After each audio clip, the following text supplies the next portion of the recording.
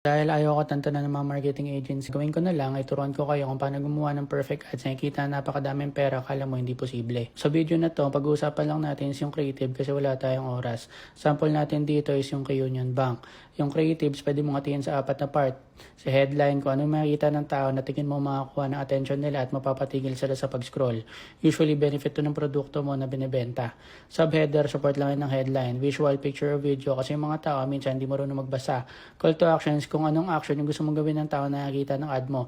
So Union Bank, pinili niya apply now. Pwedeng buy now, pwedeng visit site, kung ano man yung trip nila. In terms of importance, 80% ng effort mo sa headline mo babagsak.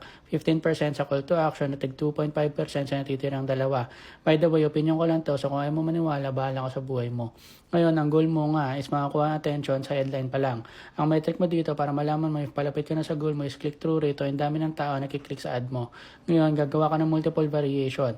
Sample, variation 1 is yung original. Variation 2, lowest interest rate. Variation 3, card is made of gold. Post mo lahat ng ad mo, tapos balikan mo after 3 days. Kung ano man yung may pinakamataas na click-through rate, yan yung panalo.